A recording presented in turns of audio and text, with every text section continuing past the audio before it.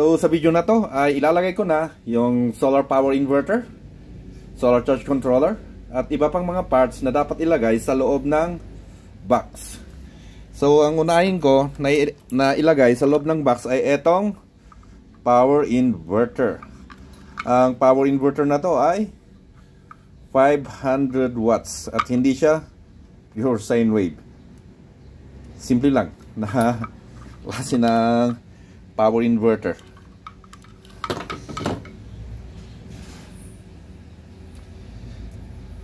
So simulan ko nang ilagay yung mga parts para hindi humaba ang video na to.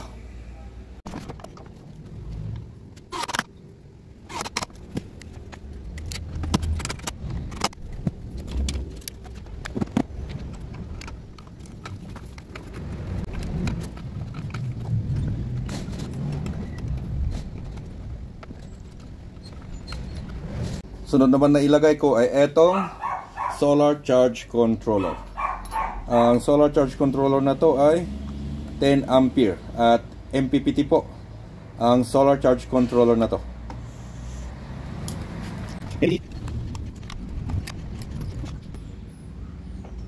Ganyan po ang nasa loob ng MPPT solar charge controller na to.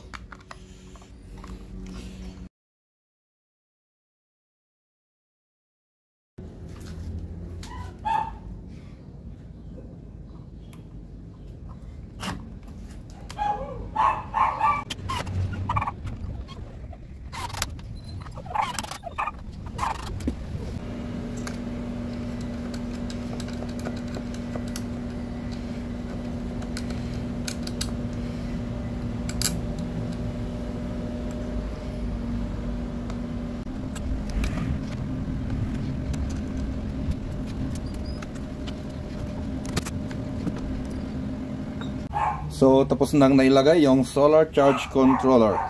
Ang gawin ko na lang ay i-adjust ko yung parameter setting ng solar charge controller.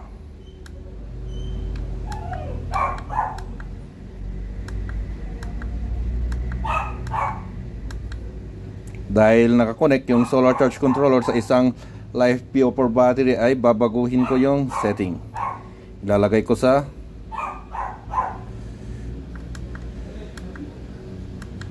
LiFePO4.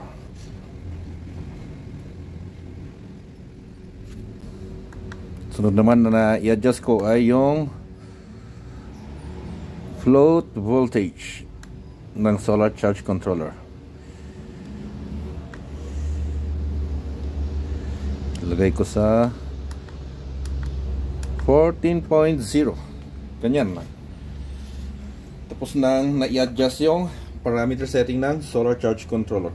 Siya nga pala, ang solar charge controller na to ay pwedeng i-connect sa Bluetooth.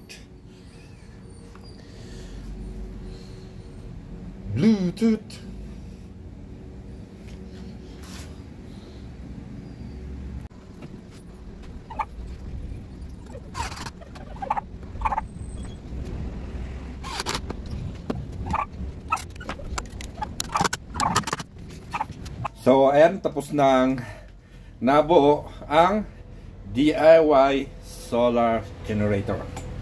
Sunod naman ay i-check natin yung bawat parts ng solar generator kung talagang gumagana. So unahin natin na i-test tong power inverter.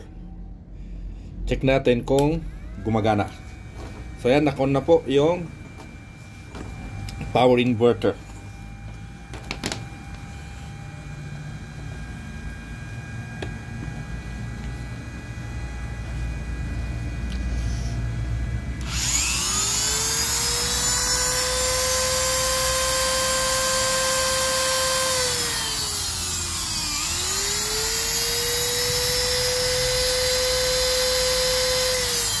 Ayan po, gumagana po yung power inverter.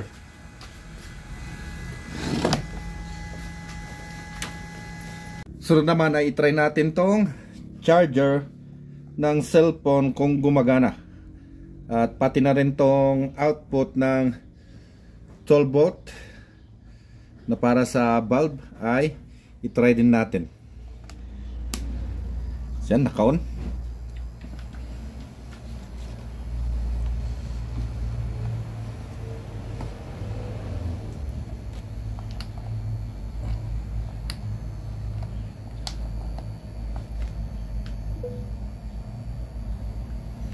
Gumagana yung isa.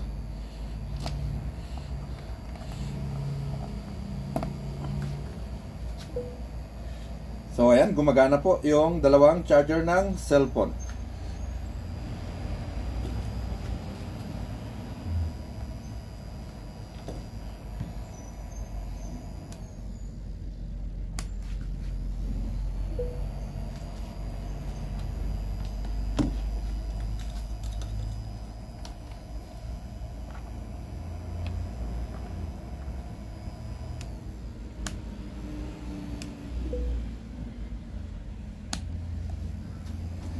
Ayan, pati yung dalawang 12 volt output ng DIY solar generator na para sa bulb ay gumagana.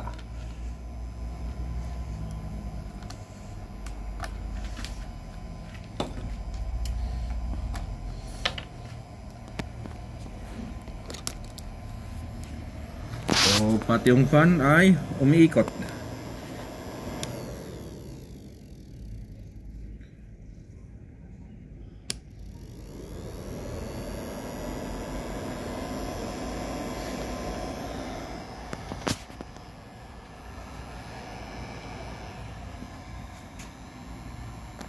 Ang huli na i-try natin ay ang solar charge controller ng DIY solar generator kung gumagana o hindi.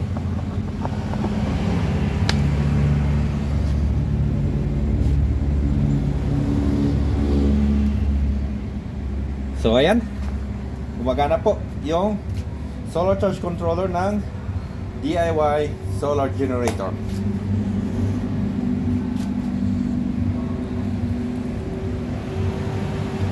Siya nga pala, i-check na rin natin kung ilang oras na kayang patakbuhin ng DIY solar generator ang isang 50 watts to 20 volts na fan. So bali yung battery ng DIY solar generator ay 12 volt 4S 3P 18 ampere na LiFePure battery pack. So kalkulihin natin kung ilang oras na kayang patakbuhin ng battery ang 50 watts to 20 volts na fan. 12 volt times 18 ampere times 0.8 times 0.9 divided by 50 watts. So, ang nakalagay dito ay 3 hours. So, 3 oras po na kayang patakbuhin ng 12 volt 18 ampere na LiFePure battery pack ang 50 watts to 20 volt na electric fan.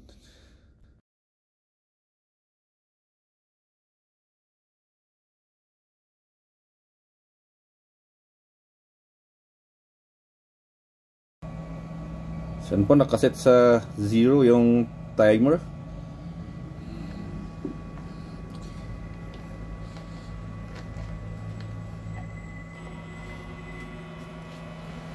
Yan, nakon na po yung electric fan.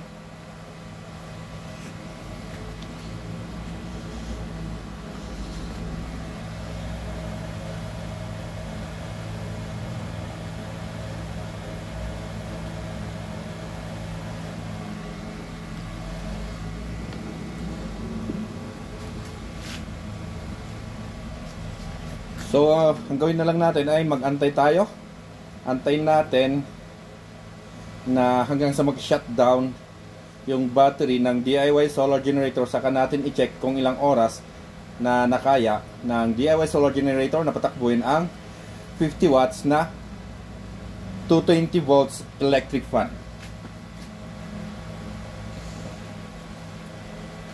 Hirap talaga magsalita ng Tagalog kung hindi Tagalog ang ginagamit mo na salita. Uy, grabe. So, 3 hours and 9 minutes na pinapatakbo ng 32650 4S3P 12 volt 18 ampere na LiFePure battery pack ang 50 watts 220 volts na electric fan. At ang voltahe ng battery ay nasa 12.7 volts. Ang battery ay nakakonect sa isang power inverter para mapatakbo niya ang isang 50 watts 220 volts na electric fan.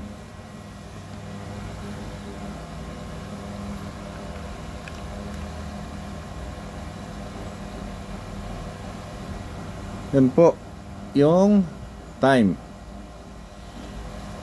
kung ilang oras. Dito makikita kung ilang oras na pinapatakbo ng battery yung electric fan.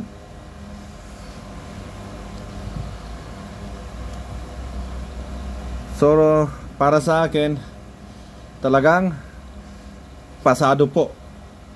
Tunay na 18 ampere yung nabuo ko na 32650 4S 3P 12 volt 18 ampere na LiFePO4 battery pack. So calculate natin kung ano ang mas magandang, kung ano ang watts ng bulb na mas magandang gamitin sa DIY solar generator na to.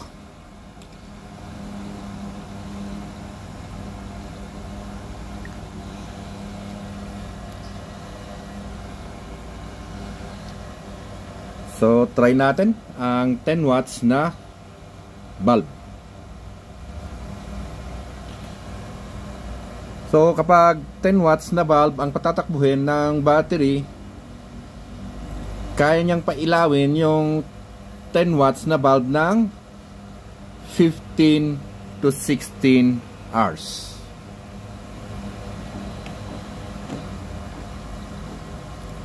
So yan, 12. Ang voltahe ng battery ay 12.7. Ayan, pumapalo na sa 12.6. So I think hanggang dito na lang ang video na to.